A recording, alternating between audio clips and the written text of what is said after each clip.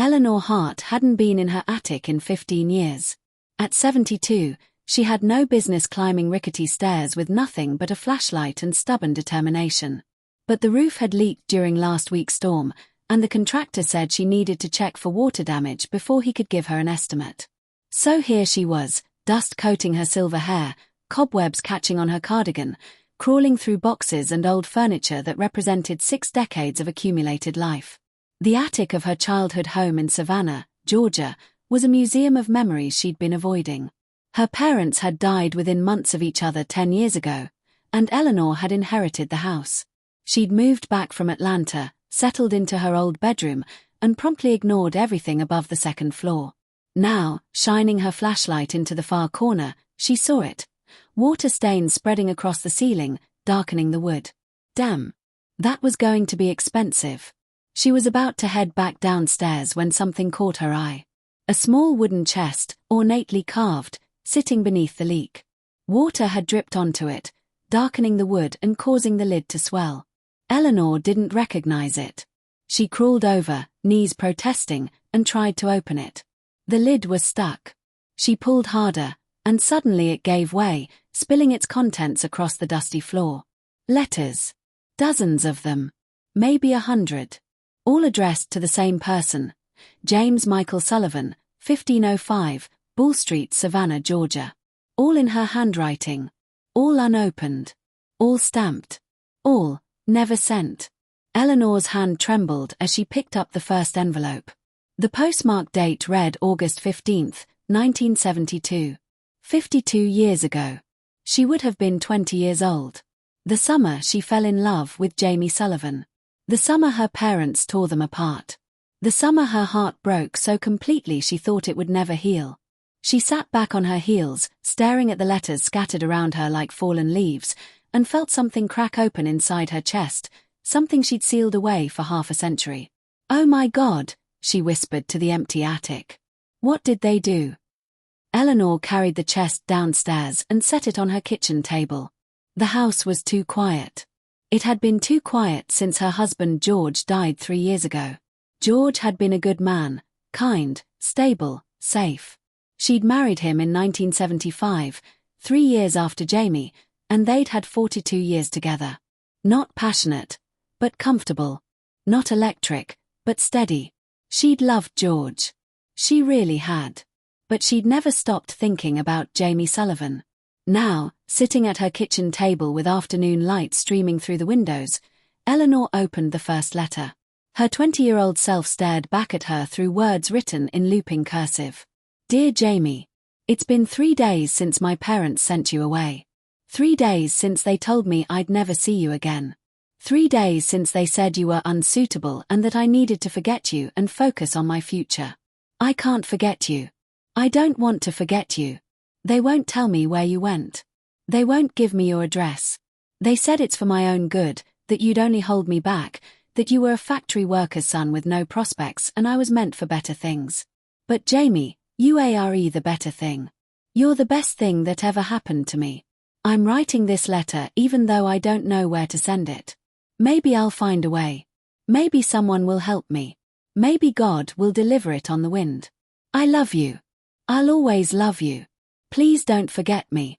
Forever yours, Ellie." Eleanor's vision blurred with tears. She remembered writing this letter at her desk, crying so hard she could barely see the paper. She remembered sealing it, addressing it to Jamie's house on Bull Street, hiding it in her room. She'd written to him every day that first month. Every single day. And somehow, her parents had intercepted every letter. She opened another one, dated September 3, 1972. "Dear Jamie, I've written you 30 letters now. Have you gotten any of them? Are you reading them? Or are you glad to be rid of me? My mother says you've already forgotten me. She says young men like you move on quickly, that I was just a summer distraction for you. She says I'm being foolish and dramatic. But I don't believe her. I can't believe her. What we had was real. I know it was real. I'm starting college next week at Georgia Southern. My parents picked it because it's close enough that I can live at home. They want to keep watching me, I think. Making sure I don't try to find you. But I will find you, Jamie. Somehow. Someday. I promise. I love you. Ellie. More letters. October, November, December. Each one a little more desperate, a little more heartbroken. By Christmas, her letters had changed. Dear Jamie. It's been 5 months and 17 days. I've written you 157 letters. You haven't written back. Not once. I have to accept that maybe my mother was right. Maybe you have moved on. Maybe I was just a summer romance to you, easily forgotten. This is the last letter I'll write. I have to let you go. I have to move forward with my life. But I want you to know that loving you was the realest thing I've ever felt. Even if you've forgotten me, I'll remember you forever. Goodbye, Jamie. Always, Ellie. Eleanor closed her eyes. She remembered that day, Christmas Eve, 1972. The day she finally accepted that Jamie was gone. The day she sealed her heart away and decided to be practical, to do what her parents wanted, to stop believing in fairy tales. But there were more letters in the chest. She kept digging. January 1973. February. March. Despite her last letter, she'd kept writing. Unable to stop. Pouring her heart onto paper even though she believed he'd never read the words. The letters became less frequent. Once a week, then once a month. But they continued for 3 years. The last one was dated June 10, 1975. Dear Jamie. I'm getting married next month. His name is George Hart. He's a lawyer. My parents approve. He's a good man. He'll take care of me. He'll give me a stable life. I don't love him the way I loved you. I don't think I'll ever love anyone the way I loved you. But maybe that's okay.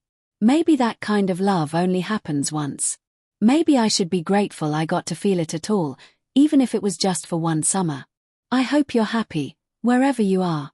I hope you found someone who makes you laugh the way you made me laugh. I hope life has been good to you. I'll always carry a piece of you in my heart. Goodbye forever, Jamie. Ellie. Eleanor sat back, overwhelmed. 147 letters. 3 years of her heart poured onto paper. All of them hidden away by her parents. All of them kept from Jamie. What if he'd never forgotten her either? What if he'd been waiting for a letter that never came? What if her parents' interference had destroyed something that could have lasted a lifetime? She stood up abruptly, pacing her kitchen. This was insane. It was 52 years ago. Jamie had probably married, had children, built a whole life. He might not even be alive anymore. But what if he was?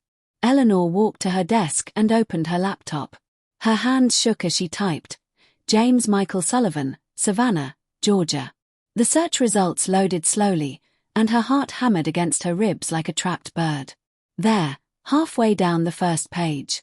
A white pages listing. James M. Sullivan, age 74, Bull Street, Savannah, GA. The same address. After 52 years, he still lived in the same house. Eleanor stared at the screen for a long time. Then she picked up her phone and called the only person who might understand. Hello. Christine. It's Eleanor. I need your help with something. Something complicated.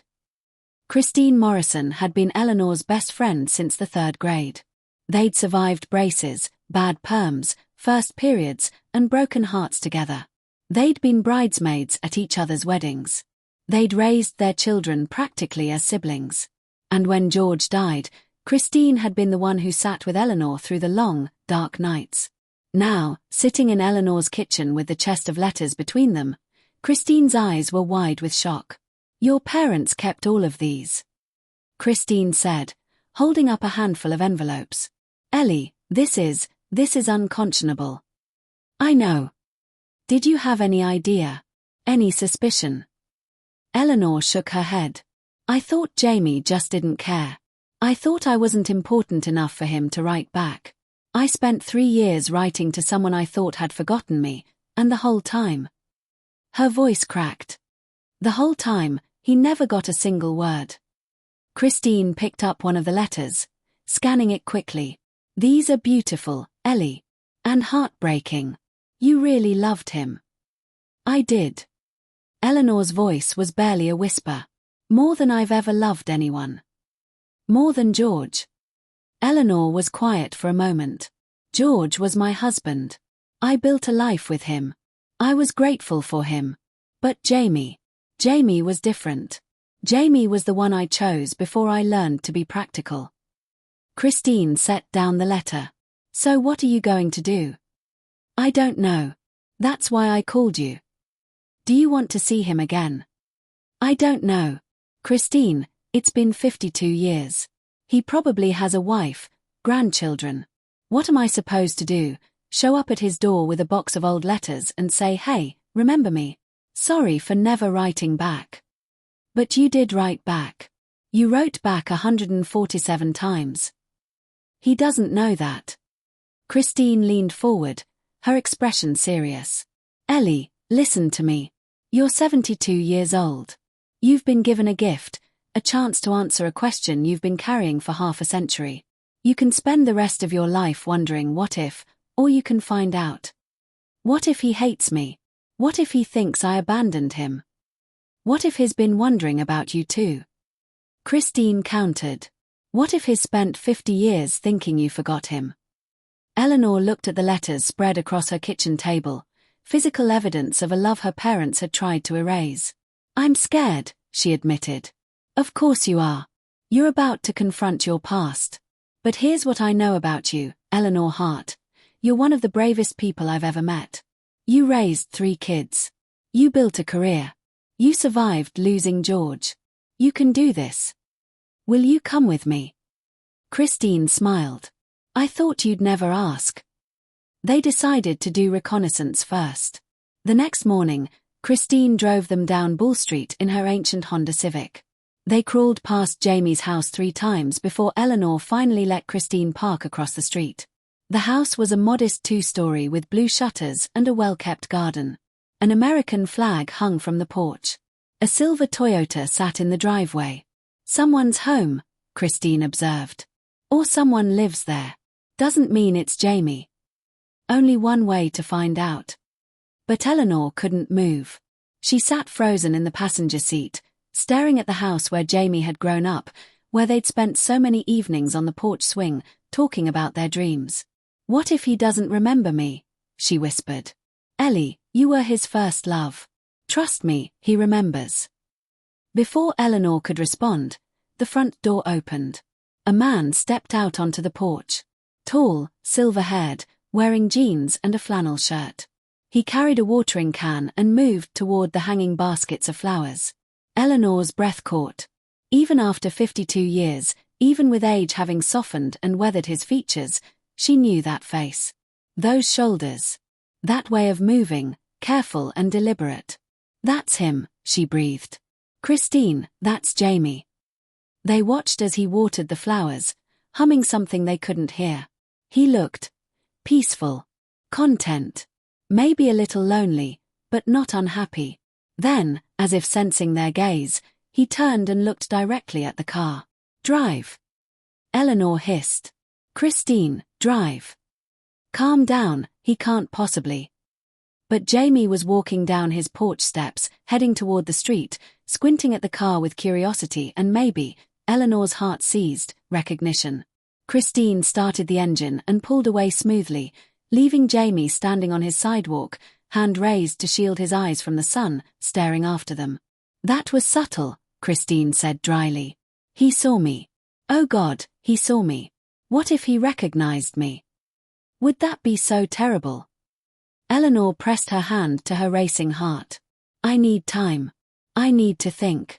I can't just knock on his door after 52 years looking like a crazy stalker.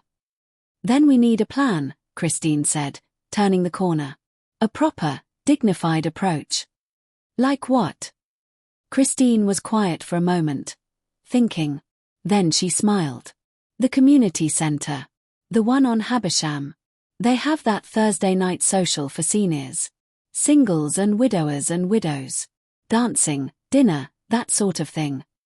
You want me to ambush him at a senior dance. I want you to create a natural opportunity to run into him. Find out if he's single.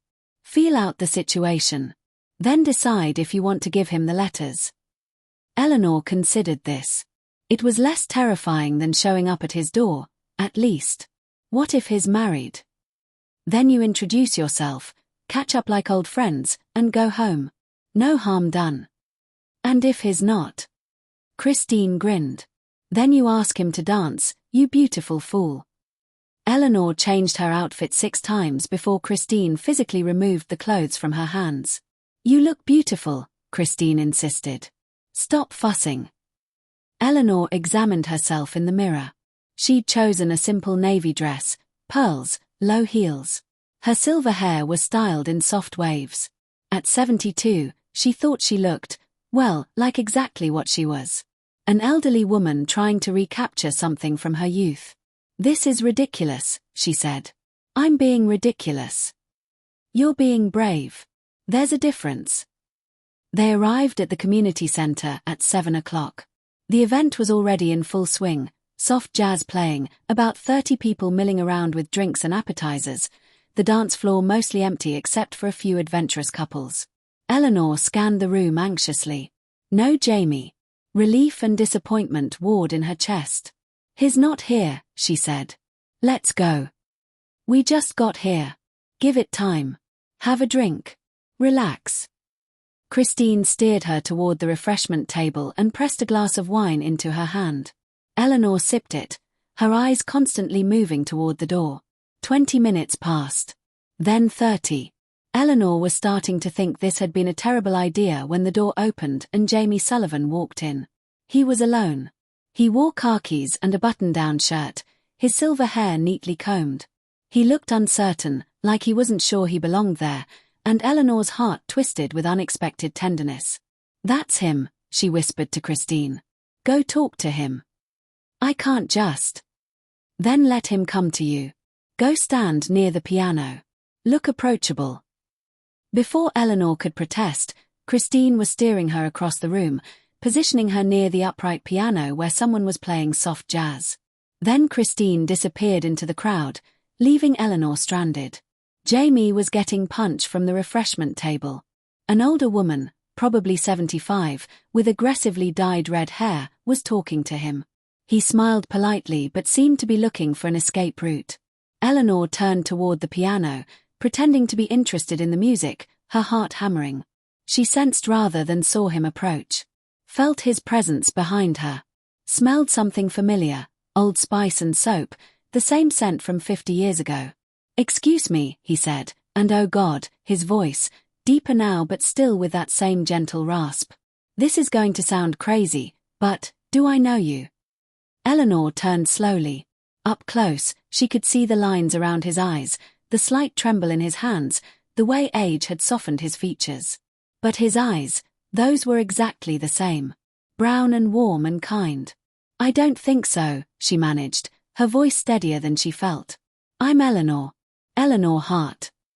Recognition flickered across his face, then confusion. Hart.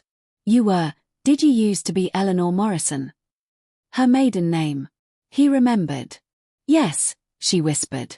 A long time ago. Jamie stared at her for a long moment. Then his face transformed, shock, joy, disbelief cascading across his features like dominoes falling. Ellie. His voice cracked on her name. Ellie Morrison. She nodded, unable to speak. I thought, when I saw you in that car yesterday, I thought I was losing my mind. I thought, that can't be her. That can't possibly be her. You recognized me. From the car. I'd recognize you anywhere. He took a step closer. My God, Ellie. 52 years. 52 years, she echoed.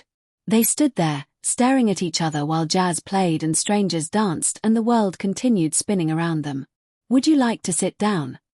Jamie finally asked. Maybe catch up. I'd like that. He led her to a quiet corner, away from the crowd. They sat in adjacent chairs, angled toward each other, and for a moment neither spoke. You look. Jamie started, then laughed. I was going to say exactly the same, but that would be a lie. You look older. We both do. But you're still beautiful, Ellie. Still so beautiful. Eleanor felt tears prick her eyes. So do you. Look good, I mean. I'm 74 years old with bad knees and worse hearing. But thank you for lying kindly. They laughed, and some of the tension broke. Are you married? Eleanor asked, then immediately wished she could take it back. I'm sorry, that's too personal. I was, Jamie said quietly. Margaret. She died 6 years ago. Cancer. I'm so sorry. She was a good woman.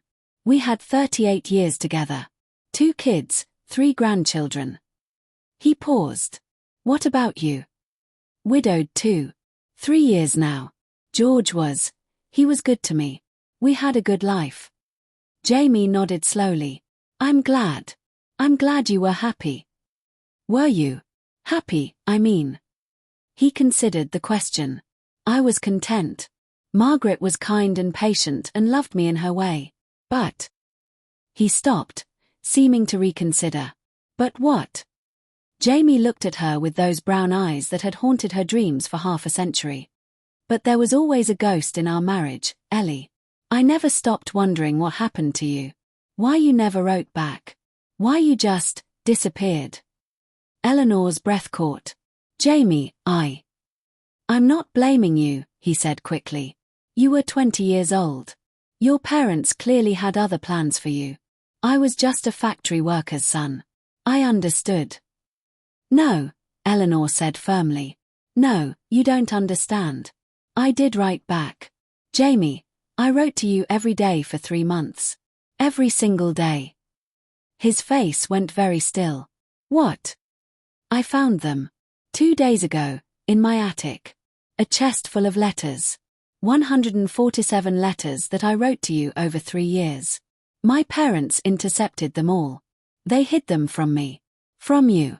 They never let you know I'd tried to reach you. Jamie's hands were shaking now. You wrote to me. Every day at first. Then every week. For 3 years, Jamie. I never stopped loving you. I thought you had forgotten me. He closed his eyes, and when he opened them, they were wet. 52 years, Ellie. 52 years I thought you'd just moved on.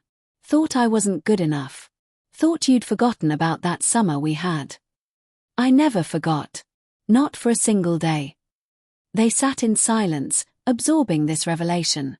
Around them, people laughed and danced and lived their lives, oblivious to the earthquake happening in this quiet corner. Can I? Jamie's voice was rough. Can I see them?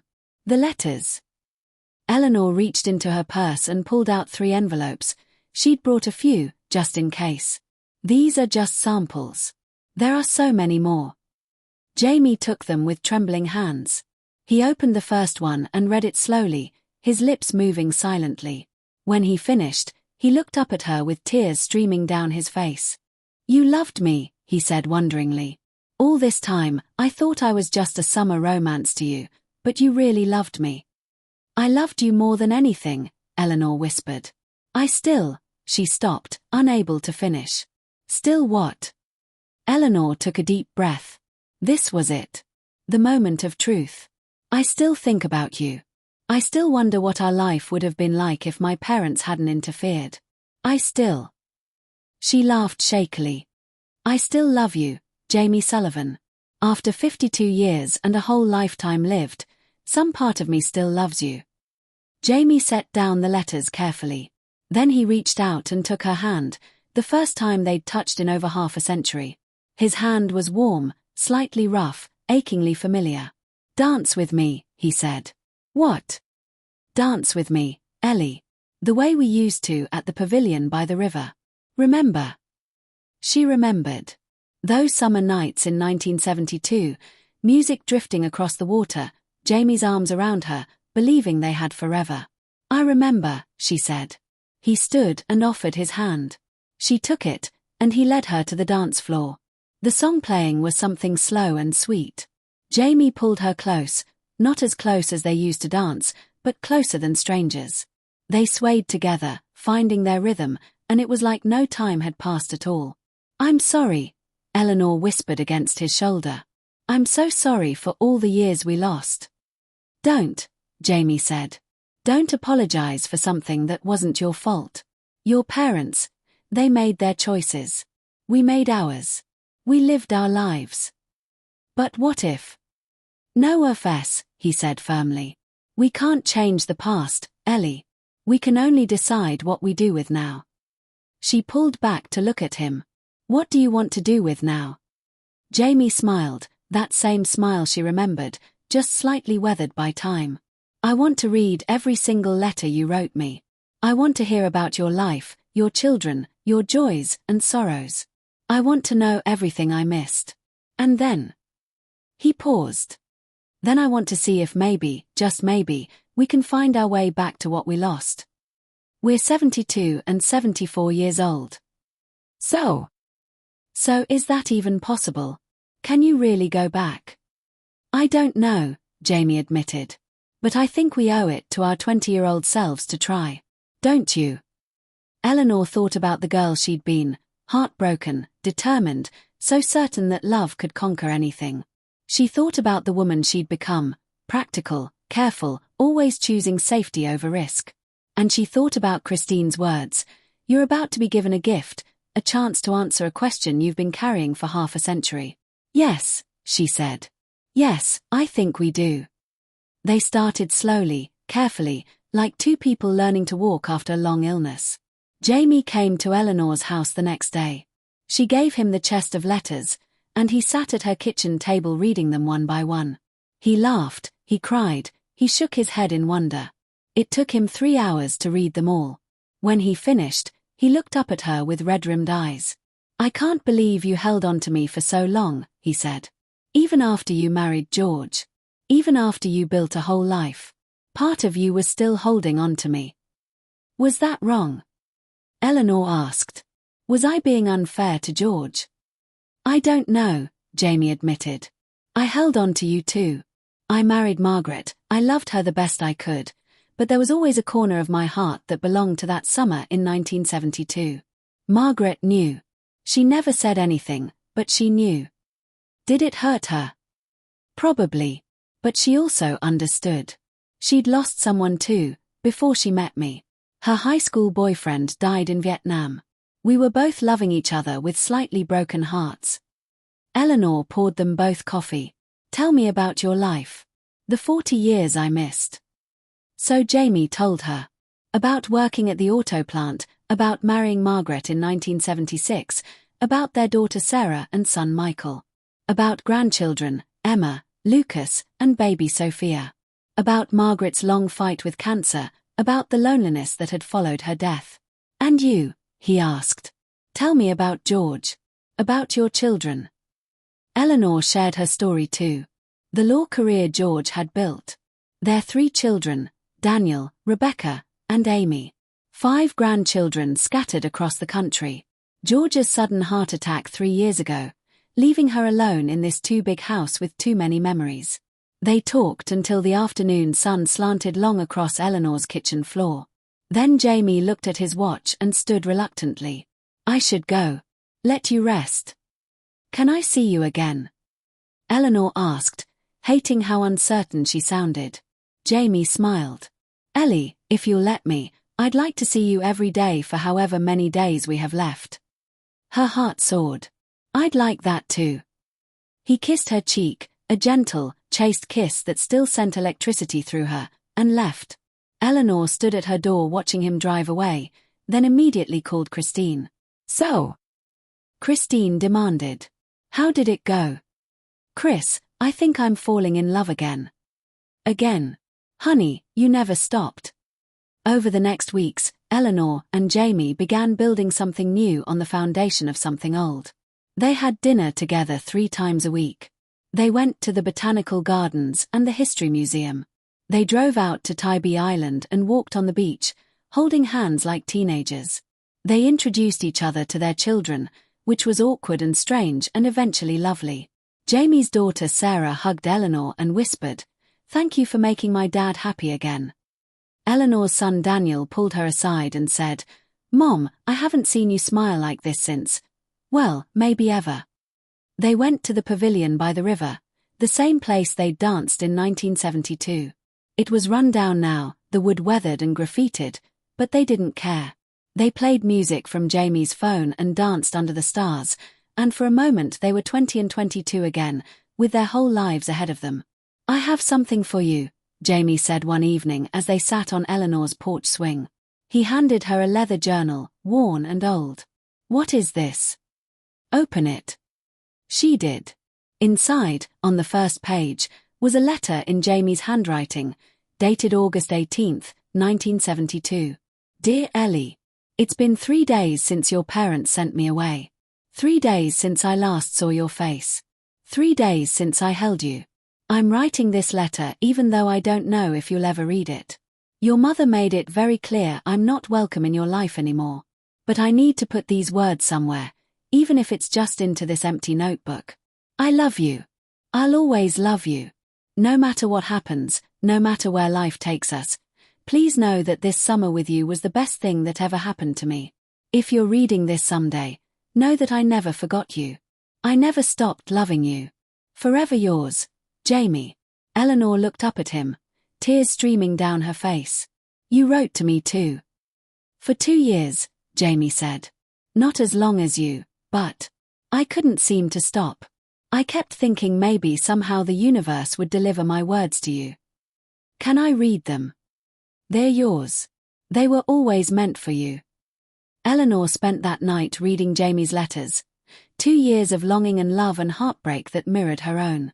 They'd been loving each other from separate corners of the same city, both believing they'd been forgotten, both holding on longer than was probably wise. The next morning, she called him before 6 a.m. "Jamie, I have an idea. Something possibly crazy." "I like crazy. Tell me." "I want to do something with our letters. Publish them, maybe. Or make them into a book. Or, I don't know. But I think other people need to hear this story. People who think it's too late for second chances. People who've given up on love because life got in the way." Jamie was quiet for a moment. "You want to share our private letters with the world? Only if you're comfortable with it. But Jamie, what we have, what we lost and found again, it's beautiful. It's proof that love doesn't expire. That it's never too late." "Then let's do it," he said. "Let's show the world that second chances are real." They worked with a small independent publisher in Savannah who specialized in memoirs and local history. The book was titled The Unopened Letters, a love story 50 years in the making. It contained selections from both of their letters, interspersed with their present-day commentary, telling the story of love lost and found. Jamie's daughter Sarah, who happened to be a professional photographer, took their author photo, the two of them on Eleanor's porch swing, holding hands, smiling at each other the way only people who've loved each other for half a century can smile. The book came out 8 months later. They had a launch party at the independent bookstore on Broughton Street. Their combined children and grandchildren came. Christine came, of course, wearing a t-shirt that said "I made this happen," which was embarrassing but also true. Even some of the people from the community center social showed up. The local news did a story. Then a regional magazine. Then somehow, impossibly, a producer from NPR called and asked if they'd be willing to do an interview. The story spread. Not virally, not explosively, but steadily, like roots growing. People read their book and wrote to them. Elderly couples who'd lost touch and wondered what if. Young people dealing with parental interference in their relationships. Anyone who'd ever loved and lost and wondered if it was too late to try again. Jamie and Eleanor did readings at bookstores and libraries. They spoke at senior centers. They became, much to their mutual embarrassment and delight, minor celebrities in the It's Never Too Late for Love community. But more than the attention, more than the book sales, what mattered was what they'd found in each other. A year after they'd reconnected, Jamie asked Eleanor to marry him. They were sitting on the bench at Forsyth Park, watching tourists take photos of the fountain, when he turned to her and said, "I know we're old. I know people will think we're being ridiculous. But Ellie, I don't want to waste whatever time we have left. I want to wake up next to you every morning. I want to fall asleep holding your hand every night. I want to make up for lost time, even though I know we can't really do that. So, will you marry me?" Eleanor looked at this man she'd loved for 52 years, the boy who'd become a man who'd become wonderfully, beautifully old, and said yes without hesitation. They married 3 months later in a small ceremony at Eleanor's house. Both sets of children were there, all the grandchildren, Christine, who cried through the entire ceremony, and about 30 friends who'd become like family. Eleanor wore a simple cream dress. Jamie wore a suit. They exchanged rings and vows they'd written themselves. "I promise to love you for however many days we have left," Jamie said. "To never take a single moment for granted. To make up for lost time by being fully present in the time we have." "I promise to choose you every day," Eleanor said. "The way I chose you 52 years ago. The way I would have kept choosing you if I'd been given the chance. The way I'll choose you until my last breath." There wasn't a dry eye in the house. 2 years later, Eleanor and Jamie sat on their porch. They'd sold both houses and bought a smaller place together, watching the sun set over Savannah. "Do you ever regret it?" Jamie asked. "The 40 years we lost?" Eleanor thought about it. "I regret that we didn't get to build a life together when we were young. I regret missing those years. But I don't regret the lives we lived. George was good to me. Margaret was good to you. Our children exist because of those marriages. We became who we are because of those 40 years. So no regrets." "I didn't say that." Eleanor smiled. "I regret my parents' interference. I regret the letters they hid. I regret every moment we spent thinking we'd been forgotten. But the rest." She took his hand. "The rest was just life. Messy, complicated, beautiful life." Jamie squeezed her hand. "I'm grateful we get this. However long it lasts." "Me too." They sat in comfortable silence, two old people who'd loved each other across decades and distance, now finally together in the time they had left. 3 years into their marriage, Jamie had a stroke. It happened on a Tuesday morning while he was making breakfast. One moment he was scrambling eggs, the next he was on the floor, the left side of his body not responding. Eleanor called 911, rode in the ambulance, held his hand through the emergency room chaos. The doctors said he was lucky. It was a relatively mild stroke. He'd need physical therapy, speech therapy, but he'd recover most of his function. "Most," Jamie said bitterly from his hospital bed, his words slightly slurred. "Not all." "Most is better than none," Eleanor said firmly. She'd been a hospital administrator for 40 years. She knew how to navigate this world, how to advocate, how to fight. And fight she did. She took Jamie to every therapy appointment.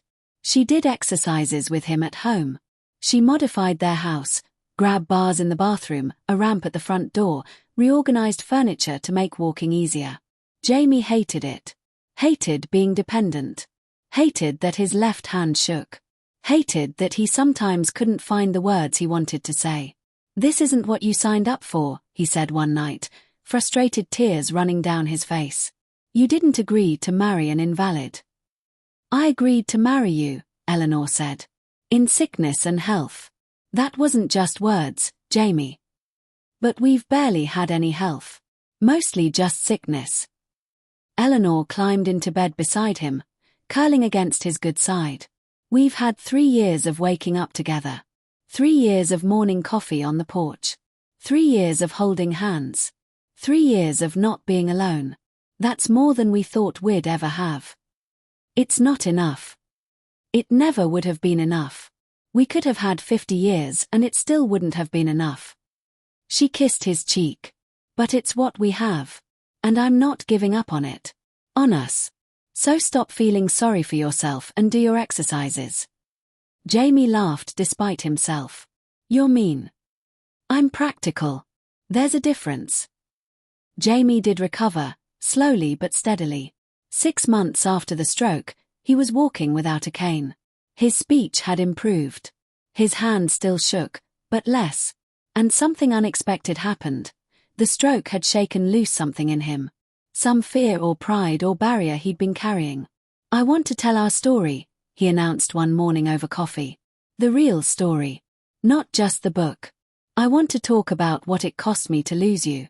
About living with Margaret while loving you. About the guilt and the grief and the ghosts. Eleanor set down her coffee cup carefully. That's very personal, Jamie. I know. But I think it needs to be said. For Margaret's memory. For George's memory. For anyone else who's lived with one person while their heart belonged to someone else. It's a different kind of grief, and nobody talks about it. What would you say? Jamie thought for a moment. I'd say that I loved Margaret. Truly. She was kind and patient and deserved better than a husband who carried a ghost in his heart. But I couldn't help it. You were always there, Ellie. In every happy moment, I wondered what it would be like if you were there too. In every sad moment, I wished you were there to comfort me. It wasn't fair to Margaret. But it was the truth. Do you think she knew? Yes, Jamie said quietly. She never said anything, but she knew. Sometimes I'd catch her looking at me with this sad understanding, like she'd accepted that she'd never have all of me. And that breaks my heart now, looking back. Eleanor reached across the table and took his hand. George knew too. He never confronted me about it. But he knew. Sometimes he'd ask about my childhood, about friends from before we met, and I knew he was fishing. Trying to find out who the ghost was. But I never told him about you. It seemed cruel to make him compete with a memory. Were we terrible people? Jamie asked. For marrying them while loving us? No, Eleanor said firmly. We were human. We did the best we could with broken hearts and impossible circumstances. We gave them good lives. We were faithful.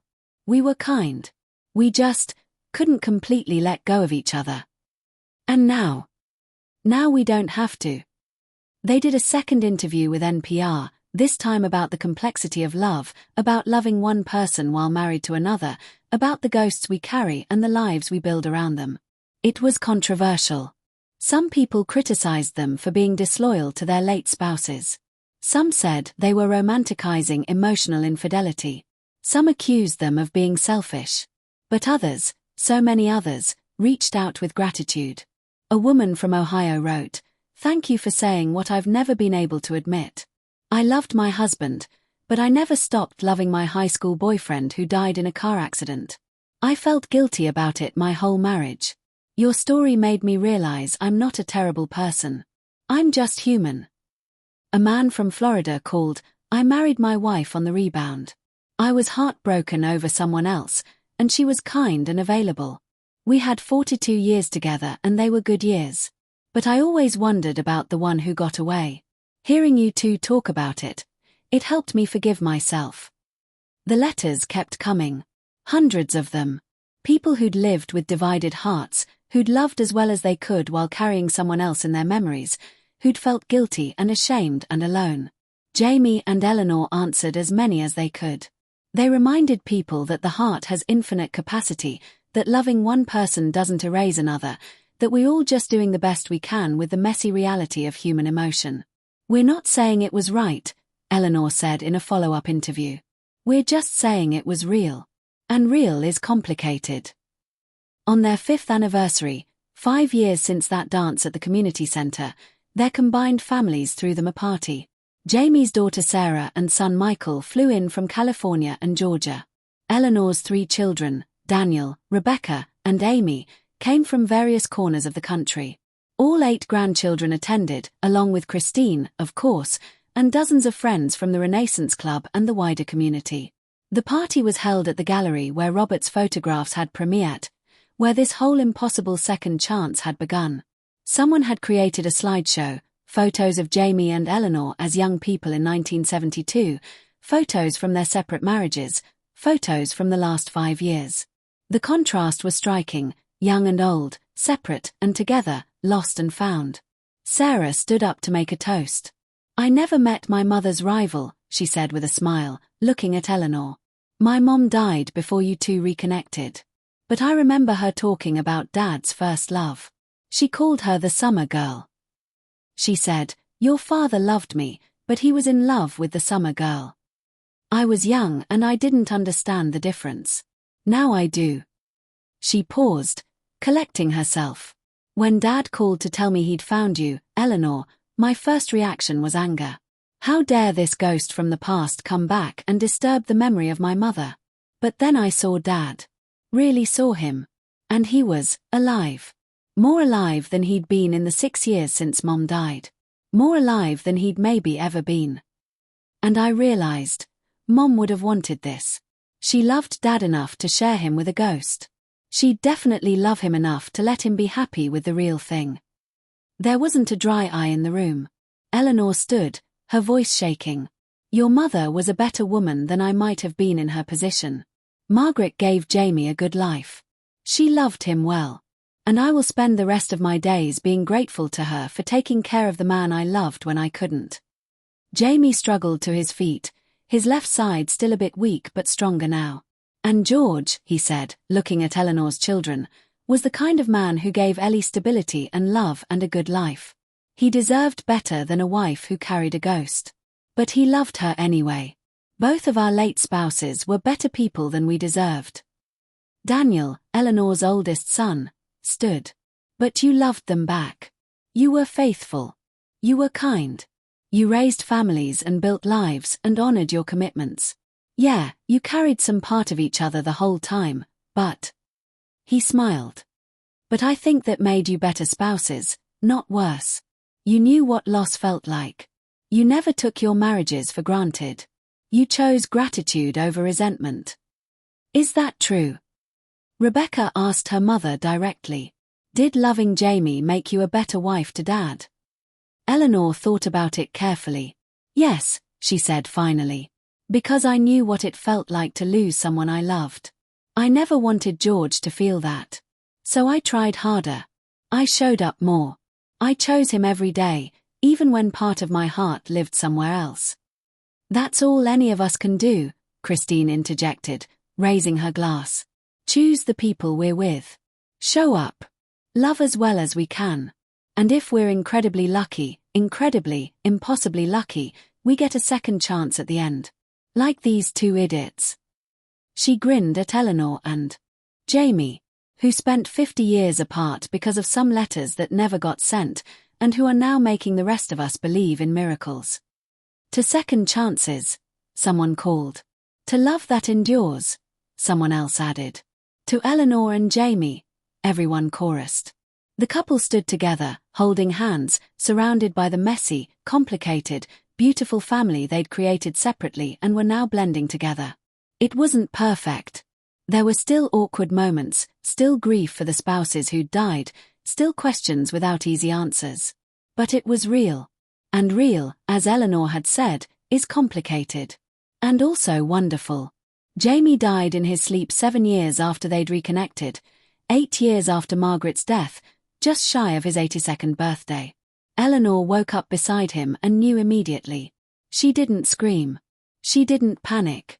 She just held his hand and cried quietly, grateful that he'd gone peacefully, grateful she'd been there, grateful for every moment they'd had. At his funeral, she read from one of the letters he'd written to her in 1972.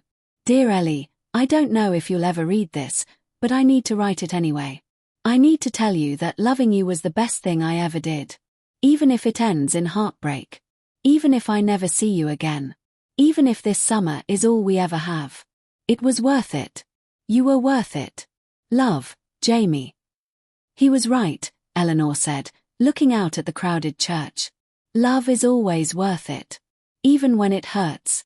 Even when it ends. Even when you have to wait 52 years to finish what you started. She lived alone in their house for another 3 years. Christine visited often. Her children and grandchildren called regularly. She stayed active in the Renaissance Club, which had now spread to over 30 cities. But she was lonely. She'd been alone before, for 3 years after George died, but this was different. She'd tasted the sweetness of waking up next to Jamie, of having someone to share morning coffee with, of holding hands while watching the sunset. She'd had her second chance, and it had been beautiful. But second chances don't last forever. On what would have been their 10th anniversary, Eleanor returned to the community center where they'd reconnected. The Thursday night social was still happening, still full of lonely seniors looking for connection. She didn't go to find another Jamie. There could never be another Jamie. She went because she'd learned something important, that even at 79 years old, you don't have to be alone. That community matters. That showing up matters. That choosing life over loneliness is always the right choice. A man approached her, maybe 75, kind eyes, nervous smile. "Would you like to dance?" he asked. Eleanor almost said no. Almost explained that she'd had her great love, twice, and couldn't possibly. Then she thought about Jamie. About how he'd loved Margaret even while carrying Eleanor in his heart. About how the heart has infinite capacity. About how loving one person doesn't preclude loving another. "Yes," she said. "I'd like that." His name was Frank. He was a widower, lonely, hoping to find some companionship in his remaining years. He'd never have Jamie's smile or George's stability or any of the specific qualities she'd loved in them. But he was kind. He was here.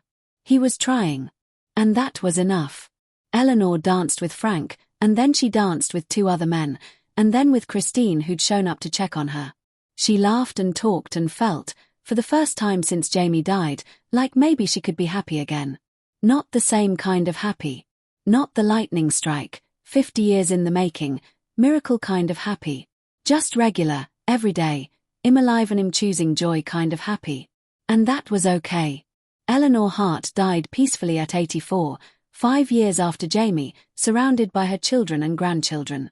At her funeral, they displayed the chest of letters, all 147 of them, plus Jamie's journals, plus the book they'd written together. Christine spoke, telling the story one last time. 2 20-year-olds who fell in love in the summer of 1972. Parents who interfered. Letters that were never sent. 52 years of separation. A chance meeting at a senior social. 3 days to read all the words they'd never gotten to share.